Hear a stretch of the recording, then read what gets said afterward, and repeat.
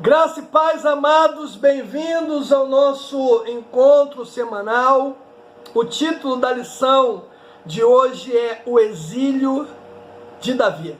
O texto bíblico está no primeiro livro de Samuel, capítulo 22, do 1 ao 5, e diz assim: Então Davi se retirou dali e se escapou para a caverna de Adulão, e o ouviram seus irmãos e toda a casa de seu pai, desceram ali para ele.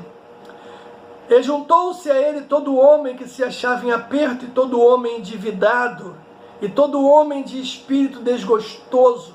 E ele se fez chefe deles, e eram com ele uns 400 homens. E foi-se Davi dali a Mispa dos Moabitas, e disse ao rei dos Moabitas: Deixe estar meu pai e minha mãe convosco, até que saiba o que Deus há de fazer de mim.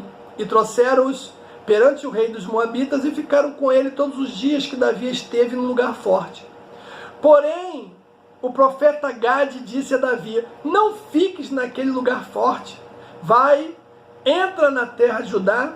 Então Davi foi e veio para o bosque de Herete. Palavra do Senhor. Amados, nós temos 3 objetivos hoje. O primeiro é caracterizar o exílio de Davi. Segundo, é expor Davi e o amor pelos seus pais. E terceiro, é explanar sobre as pessoas que morreram por Davi. Pois bem, nem sempre, e isso precisa ficar claro para nós, as vivências marcadas por situações traumáticas podem ser vistas como negativas. Por vezes elas servem para tirar as cáscaras das aparências, as infantilidades, o esquecimento de nós mesmos a fim de nos levar à essência real da vida. O exílio fala de expatriação forçada ou livre, isolamento social, solidão. A conotação nem sempre é pejorativa, porque nas escrituras sagradas o exílio recebeu conotação positiva e negativa. O exílio pode ser o lugar aonde o nosso caráter será testado, onde nossa própria identidade será descoberta, onde nossa lucidez mental e espiritual terá a sua aurora. O que diz a palavra de Deus, Provérbios 4, versículo 18, mas a vereda do justo é como a luz da aurora, e vai brilhando, ó, mais e mais até ser dia perfeito. Ou seja, a caverna de Adulão não era apenas o exílio de Davi, mas sim o lugar que Deus escolheu para moldar o seu caráter, preparando ele para uma missão maior. Qual era a missão? Liberdade de Israel. Só teria êxito nesta missão se ele deixasse o Espírito fazer o trabalho que tinha que fazer na vida dele, que era moldar o seu caráter. Você entendeu esse mistério, meu irmão? Eu vou repetir. Não podemos olhar para a caverna de Adulão apenas como o exílio de Davi, ou seja, um lugar aonde Davi foi se refugiar, o lugar aonde ele foi se esconder, mas sim o lugar que Deus escolheu para moldar o seu caráter. Então, nós vemos que foi Deus que levou Davi para a caverna, para a maior experiência da sua vida. Não porque Deus não sabia quem ele era, mas sim para que ele soubesse quem Deus verdadeiramente era e que esse Deus estava com ele. Ou seja, a caverna de Adulão seria um lugar de transição, onde as coisas velhas seriam deixadas, ele sairia dali renovado pelo poder de Deus, com o caráter mudado, pronto para receber a glória de Deus.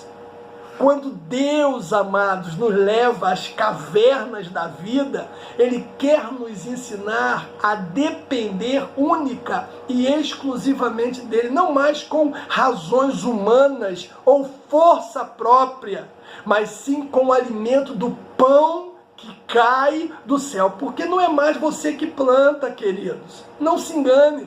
não é mais fruto da sua colheita, não se engane, e sim fruto da sua redenção para com Ele. Você passa a conhecer a provisão de Deus, a proteção de Deus, o reino e o governo de Deus. Deixa eu te dizer algo aqui muito sério. Você pode saber toda a Bíblia, você pode jejuar todos os dias, você pode ter feito seminário, você pode ter feito teologia, você pode falar em línguas, conhecer a ciência, né, os mistérios desse mundo.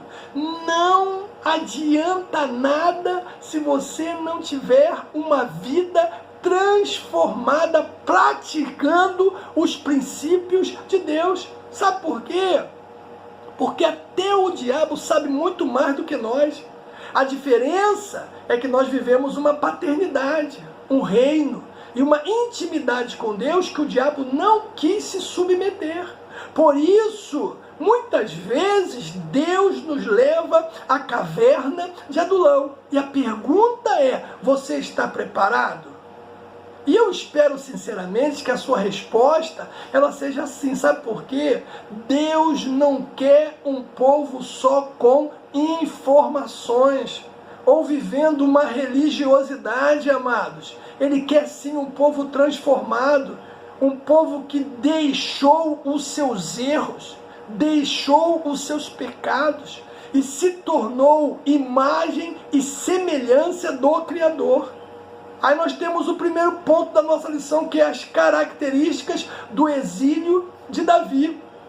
Aí nós temos a caverna de Adulão. Agora veja bem, queridos, lugares, né, pessoas e situações, tudo serve para o nosso crescimento social e espiritual. Davi, ele deixa o território e vai para uma região que conhecia muito bem, a caverna de Adulão. O nome Adulão quer dizer refúgio. Era assim denominado por causa de uma cidade em suas proximidades. Situada em Cefelá, né, a planície de Judá, distando de Jerusalém aproximadamente 26 quilômetros ao norte, sudoeste e 20 quilômetros a sudeste de Gate. No período dos patriarcas tinha sido uma cidade cananeia, Gênesis 38, dá uma olhadinha.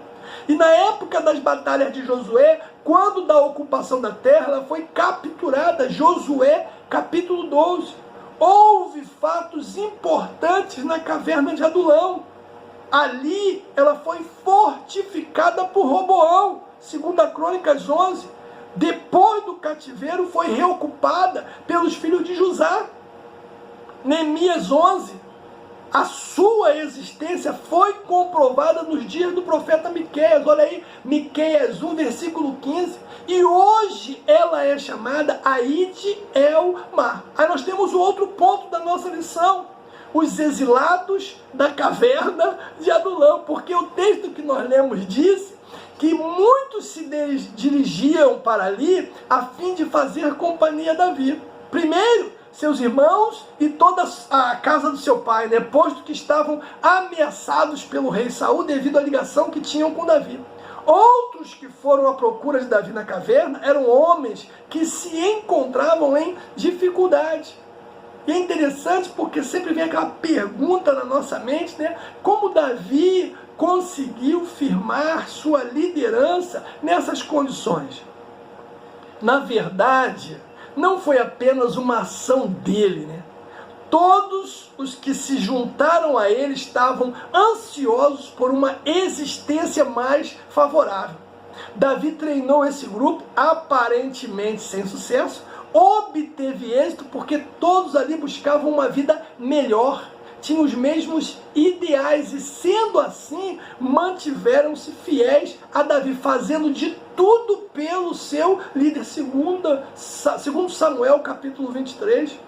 Os cristãos, como soldados reunidos por Cristo, devem lutar com os mesmos objetivos, não tendo cada um a sua própria prioridade, ou seja, não é a prioridade do pastor presidente, não é a prioridade dos líderes de ministério, mas a prioridade de Cristo. Por isso Paulo fala aos Filipenses, capítulo 2, não atente cada um para o que é propriamente seu, mas cada qual também para o que é dos outros, porque todos buscam o que é seu e não o que é de Cristo. Ou seja, a prioridade, ela é de Cristo.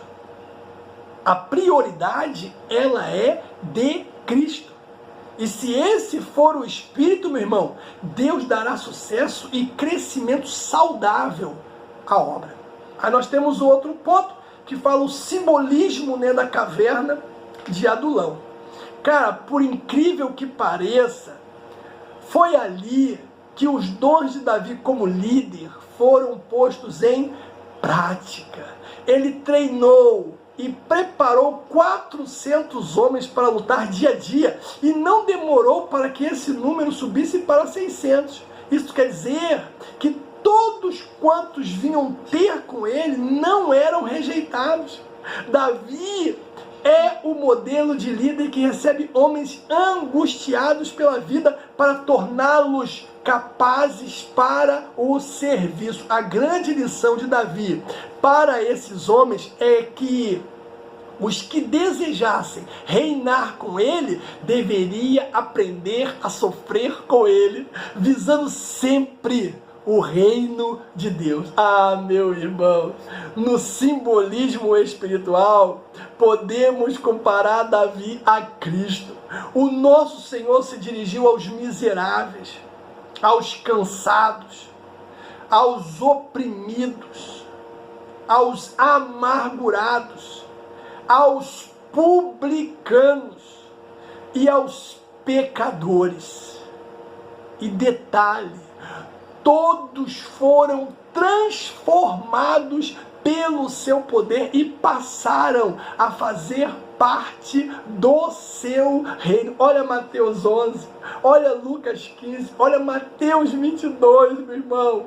Assim, quem deseja reinar com Cristo precisa também sofrer com ele. Foi essa a orientação que o apóstolo Paulo deu a Timóteo, 2 Timóteo capítulo 2. Se sofrermos também com ele reinaremos. Se o negarmos, também ele vai nos negar. Aí nós temos o segundo tópico da lição. Para mim, o tópico mais importante. Davi e o amor com os pais. Meu Deus, irmãos. Você vê claramente Davi protegendo os seus pais. Nesse texto que nós lemos aqui, texto básico, Davi, ele não é conhecido apenas como um grande líder, mas também ele é conhecido como um bom filho. Ele teve todo o cuidado especial para que os seus pais, né,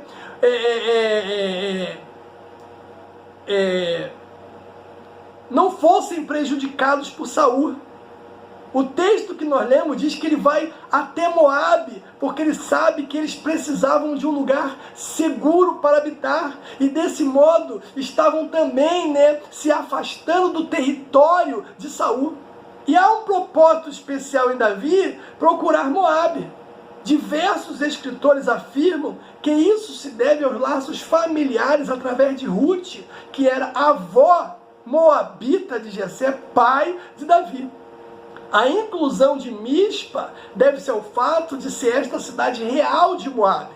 O seu significado é torre de vigília. Então, deixando seus pais em segurança, né, uma expressão grandiosa, irmãos, sai dos lábios de Davi. Ele diz assim, o texto que nós lemos: até que saiba o que Deus há de fazer de mim. Davi, ele ama Deus com todo o seu coração, com toda a sua alma, com toda a sua força, mas também ele ama os seus pais e tem carinho por eles de uma forma muito especial. E também Davi não se descuidava dos seus companheiros de luta. Irmãos, O mandamento de honrar pai e mãe aparece muitas vezes na Bíblia. Êxodo 20, Deuteronômio 5, Mateus capítulo 15, Efésios capítulo 6. Para obedecer a esse mandamento, precisamos fazer 4 coisas. Primeiro, dar valor a nossos pais. Você honra seu pai e sua mãe quando é grato por tudo o que eles fizeram e ainda fazem por você. Você mostra que dá valor a eles quando leva em consideração, as orientações deles. Olha Provérbios capítulo 7, Provérbios 23. A Bíblia incentiva a todos nós a vermos nossos pais como uma glória, ou seja, a ter orgulho deles. Você quer honrar seu pai? Aceite a autoridade deles, meu irmão. Ainda mais se você for jovem. Você honra seu pai e sua mãe quando reconhece que Deus deu a eles autoridade. Colossenses 3:20, Paulo diz o quê? Em tudo sejam obedientes aos seus pais, porque isso é agradável ao Senhor. Até mesmo Jesus, quando era jovem, estava sempre disposto a obedecer aos pais dele, embora fossem imperfeitos. Lucas capítulo 2. Quer honrar os seus pais? Tenha respeito por eles. Levítico 19, Hebreus 12. Muitas vezes isso tem a ver com o que é e como você fala. É verdade que às vezes fica difícil respeitar os pais por causa das coisas que eles fazem. Mesmo assim, os filhos podem honrar os pais por nunca desrespeitá-lo em palavra ou ações. Provérbios 30:17, meu irmão. A Bíblia ensina que xingar o pai ou a mãe ou falar mal deles é um erro gravíssimo. Olha o que diz Mateus capítulo 15. Quer honrar os pais? Cuide deles. Seus pais podem precisar de ajuda quando envelhecerem. Você pode honrá-los por fazer o seu melhor, para dar a eles o que eles precisam. Paulo recomenda isso a Timóteo capítulo 5. Por exemplo, pouco antes de Jesus morrer, ele providenciou alguém para cuidar da sua mãe. Antes de morrer. Porque enquanto vivo, quem cuidava era ele. Olha João 19:25-27. Os filhos, principalmente durante a velhice dos pais, devem honrá-los em tudo, a despeito das lutas e crises que estiverem enfrentando. Por isso que o salmista no Salmo 127, versículo 3, diz o quê? Eis que os filhos são herança do Senhor, e o fruto do ventre o seu galardão. Então pega essa visão aí, meu irmão, que eu vou deixar aqui agora. Davi não chegou ao trono apenas porque sabia cuidar dos outros, nem porque era um bom guerreiro, mas porque era um excelente filho. Há recompensas bíblicas para os filhos obedientes. Desde o Antigo Testamento, a ênfase é que Deus abençoa sempre os filhos obedientes, porque esse é o primeiro mandamento com promessa. Êxodo 20. Esse ensino foi também ministrado pelo apóstolo Paulo, Efésios 6. Honra teu pai e tua mãe, para que porque é o primeiro mandamento com promessa, para que te vá bem e viva muito tempo sobre a terra. Nosso Senhor, ele se manifestou contra os filhos que não cuidavam dos seus pais. O que diz Mateus 15:5, mas vós dizeis, qualquer que disser ao pai ou à mãe, é oferta ao Senhor, o que podereis aproveitar de mim?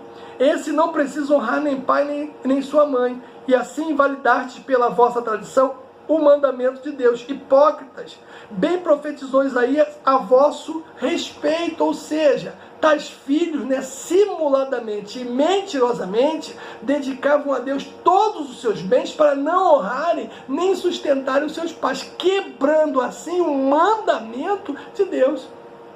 Os filhos devem aprender a serem gratos a seus pais em tudo, dando-lhes honra, dignidade e cuidados materiais. Isso é mandamento de Deus. Agora se liga, meu irmão, nessa profecia de Deus para a sua vida. Quer se tornar um grande líder espiritual? Seja um excelente filho. Eu vou repetir. Quer se tornar um grande líder espiritual? Seja um excelente filho. E aí nós temos o terceiro ponto da lição: morrendo por Davi. E aí nós vamos ver a inconsistência de Saul. Saul não teve nenhuma caverna para forjar a sua vida. Não liderou com situações conflitantes. Tinha apenas aparência de líder, mas não era um homem segundo o coração de Deus. Os homens que estavam com Saul, ainda que não vivessem as mesmas condições, dos que estavam com Davi, não se sentiam tranquilos, porque Saul suspeitava da lealdade de todo mundo, inclusive a do seu próprio filho. Saul se orgulhava de ter dado honras à tribo de Benjamim, presentes, posição de liderança, algo que Davi, filho de Jessé, jamais faria. Saul não sabia que a lealdade não se compra com presentes, com oportunidades na igreja, com dinheiro, mas nasce naturalmente pela sinceridade, meu irmão, pela verdade e caráter de um líder genuíno. Só os líderes inseguros, fazem cobranças exageradas, dão presentes em troca de lealdade, se inquietam com aqueles que podem representar risco à sua posição. Quando os líderes são verdadeiramente chamados por Deus, é maravilhoso que as pessoas o honrem, e os considerem como homens de Deus. O escritor aos Hebreus fala da necessidade de se considerar os seus líderes. Olha aí, Hebreus 13, versículo 7. Aí nós temos também o preço de proteger Davi. Saul, ele convocou Aimeleque e os seus sacerdotes para que se apresentassem em Gibeá. Não houve da parte de Aimeleque reação nervosa. Ele se declara limpo, Ele tinha consciência de que ajudou Davi por tê-lo em grande consideração, por saber que era um soldado da confiança de Saul, aliás, da família real, genro do rei. Por isso Aimeleque o ajudou. Apesar dessa declaração sincera, Saul considerou um ato de traição, porque Aimeleque havia ajudado Davi e não havia informado o rei os seus movimentos. Assim, ele e seus companheiros deveriam morrer. Claro que os soldados se recusaram a atacar os sacerdotes, os ungidos do Senhor, e aí Saul teve que pegar um edomita, Doeg, bem porque tudo começou por causa da fofoca de Doeg. E aí Doeg comete um crime brutal. Agora, observe o disparate de Saul. Deus ordenou que ele matasse os amalequitas e ele não fez. Mas agora ele extermina prontamente a família de sacerdotes, sem piedade alguma. Apenas um filho de Aimeleque, Abiatar, sobreviveu. Salvou o éfode santo e foi morar com Davi. A amizade entre Davi e Abiatar foi duradoura ao longo de todo o seu reinado. Isso é muito bacana, porque a família de Abiatar morreu para proteger Davi. Aí nós temos a sina de Doeg. Alguns estudiosos acreditam que o Salmo 52 foi pronunciado por Davi predizendo o destino de Doeg. Davi inicia o salmo mostrando que o ímpio ama a malícia, despreza a bondade de Deus. O caráter do ímpio é descrito pelo salmista da seguinte forma: a sua língua intenta o mal, Provérbios 10, versículo 31. Traça engano, Jó 15. Despreza o bem e ama o mal, Jeremias 9. Não é reto no seu falar. Tudo indica, que o destinatário do salmista é uma pessoa que é prepotente, arrogante. Sua língua era usada como arma para revelar o que estava dentro do seu coração perverso. Por vezes, o ímpio se mostra perante as pessoas deste mundo com espírito de grandeza, de soberba.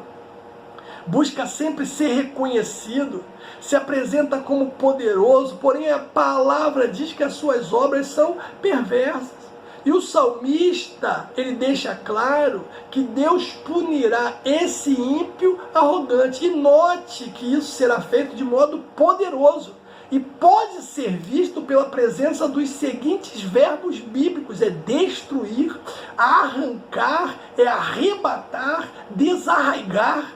Ou seja, o ímpio pecador será varrido da face da terra. E eu quero concluir a nossa lição de hoje, irmão, dizendo o seguinte: Deus usa instrumentos falhos para fazer a sua obra nesta terra. Como disse o apóstolo Paulo em 1 Coríntios 1:28, é Deus. E Deus escolheu as coisas vis deste mundo e as desprezíveis e as que não são para aniquilar as que são.